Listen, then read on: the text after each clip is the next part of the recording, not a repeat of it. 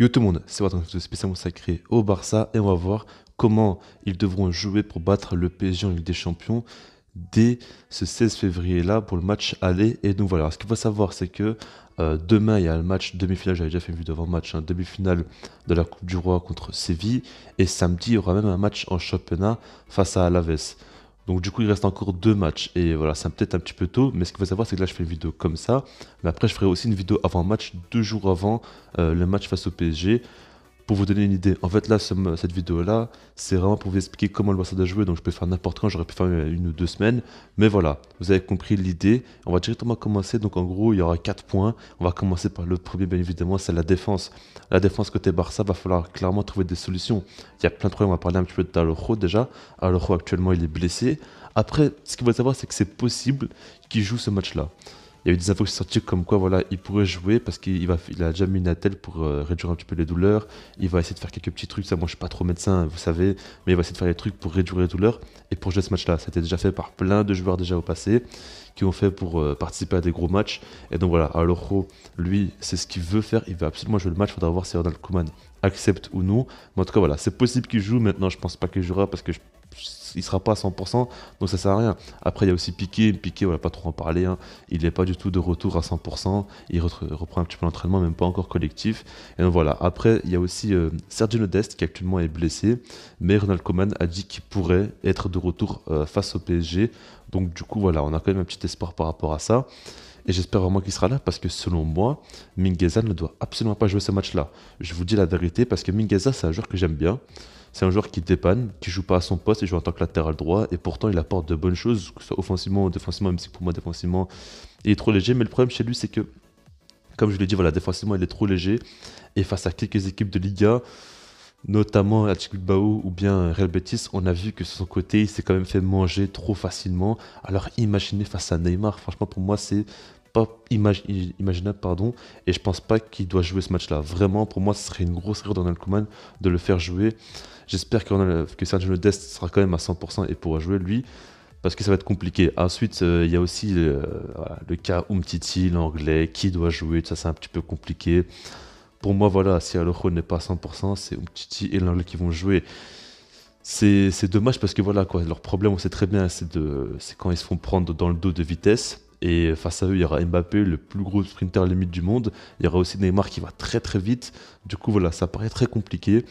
Maintenant, pour moi, il ne faut pas non plus bricoler. Pour moi, ça reste les deux centraux les plus fiables qui nous restent, hein. Malheureusement, voilà, ils ne sont pas du tout fiables les deux. Mais par rapport à ce qui nous reste, voilà, je préfère eux quand même qu'à Mingueza, qui me rassurait pas du tout face au PSG.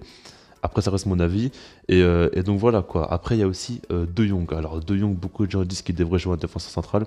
Pour moi, si Ronald Koeman fait ça, c'est une faute professionnelle. Il n'y a pas d'autre mot. Il faut vraiment être très très bête pour faire ça. Il n'y a pas d'excuse de ce que vous voulez. De Jong ne doit pas jouer en défense centrale. C'est pas parce qu'il est rapide qu'il a joué en défense centrale face au PSG. Au bout d'un moment, il faut arrêter. Il y a un système de jeu côté Barça qui marche très bien en ce moment, où il y a un Frenkie de Jong qui est en tant que relayeur droit, avec Pedri à sa gauche. Le milieu de terrain, on a enfin côté Barça un milieu de terrain qui marche très bien, avec beaucoup de complémentarité, notamment avec Busquets aussi. Et on va tout casser pour faire jouer De Jong en défense centrale. En plus de ça, il apporte énormément offensivement. Il est essentiel à ce Barça-là, Frenkie de Jong, dans ce qu'il apporte.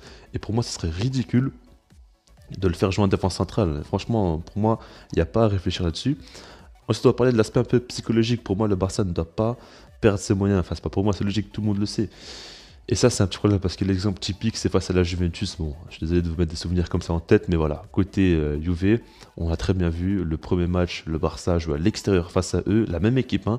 Ils ont gagné 2-1, ils ont super bien joué, tout ça, ils ont montré de très belles choses. Et le match retour, vu que ça se jouait pour la première place, ils ont perdu tous leurs moyens et ils se sont fait un petit peu humilier, on va dire. 3-0, c'est pas non plus le score du siècle, mais pour moi, ça reste quand même une humiliation au Camp Nou, quand même, prendre 3-0 face à la même équipe juste parce qu'il y a un peu plus d'enjeu. C'est ça le problème du Barça, ils perdent trop facilement leurs moyens et dès que ça devient sérieux, en Ligue des Champions c'est compliqué, on parle beaucoup du PSG, mais le Barça ces dernières années c'est catastrophique. Et face au PSG, il va falloir montrer que le Barça c'est eux qui gèrent et il va falloir que eux mettent la pression au PSG et pas que le PSG mette la pression au Barça, que le Barça subisse. Il va falloir que ce soit eux qui fassent subir la pression, vous voyez ce que je veux dire? Et donc voilà, ensuite on va parler un petit peu des points faibles du PSG. Pour moi, il va falloir jouer sur ces points faibles-là. Quand on pense aux points faibles du PSG, pour moi je pense directement aux latéraux. Surtout côté gauche, parce que côté droit, il y a encore Florenzi, ça va, mais côté gauche, quand on voit du Kurzawa, du Bakker, c'est quand même pas niveau Ligue des Champions. Et quand on sait que c'est Dembélé qui va jouer ce côté-là, il aura clairement une carte à jouer. Pour moi, Dembélé, s'il est en forme, il va tuer le PSG côté gauche. Parce que côté gauche, il y aura Neymar qui ne va pas défendre.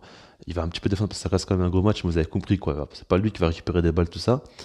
Et il y aura surtout un Kurzawa, un backer un des deux, je pense que c'est Kurzawa qui va jouer quand même, mais ils vont souffrir. Peut-être même Diallo aussi, hein, en vérité, il peut jouer. Mais en tout cas, ils vont souffrir face à Dembélé parce qu'il est beaucoup, beaucoup, beaucoup plus rapide qu'eux. Et techniquement, il est beaucoup trop fort aussi. Donc franchement, ils vont se faire tuer par Dembélé et il a vraiment une carte à jouer. Ensuite, il y a le milieu de terrain, notamment avec Gay. Hein. Gay, Paredes, tout ça, mais surtout Gay, hein, qui cette saison n'est pas du tout en forme. La saison passée aussi. Hein. Mais là, c'est quand même très très mauvais au niveau, ce qu'il propose, tout ça. Et quand on voit le milieu de terrain du Barça avec une complémentarité assez folle, un très très bon milieu de terrain qui fait quand même un petit peu peur.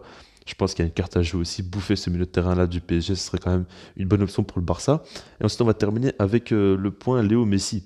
Alors, Léo Messi, franchement, pour moi, il a une carte à jouer aussi. Hein. Je pense qu'on sait tous que là, la preuve, c'est le match face au Real Betis. Il y a toujours une Messi dépendance, qu'on le veuille ou non. Tant que Léo sera là, il y aura une Messi dépendance. Même si l'équipe tourne très bien, tout ce que vous voulez.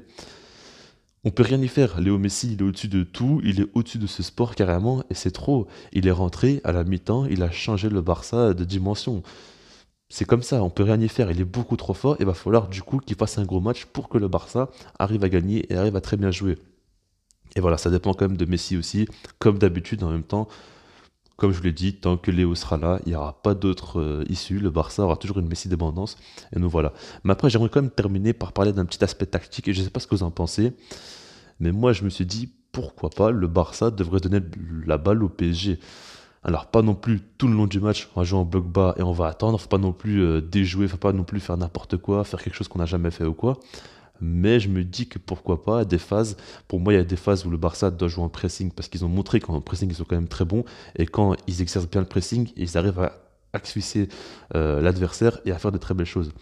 Donc du coup, ils doivent quand même presser, jouer haut sur le terrain à certains moments, mais il y a des moments, je pense qu'ils devraient laisser la balle au PSG, parce que franchement, si le Barça joue haut tout le terrain et essaie d'avoir la possession tout le long du match, pour moi, ce serait une énorme erreur, parce qu'on va avoir des Mbappé et Neymar qui vont trouver, c'est sûr, des espaces, ils vont s'engouffrer, et ça va faire beaucoup trop mal au Barça. Et donc du coup, voilà, moi je pense qu'il y a quand même un aspect tactique vraiment à voir côté Ronald Koeman, pourquoi pas avoir un petit jeu hybride. C'est-à-dire qu'à certains moments, ils vont jouer très haut sur le terrain, beaucoup pressé, mais à d'autres moments, savoir un petit peu plus reculer et savoir prendre, justement, eux, prendre en compte le PSG, vous voyez, et un petit peu déjouer cette équipe du PSG. Mais en tout cas, voilà, je sais pas ce qu'on va poser en commentaire, et puis sinon, moi je vous dis, peace.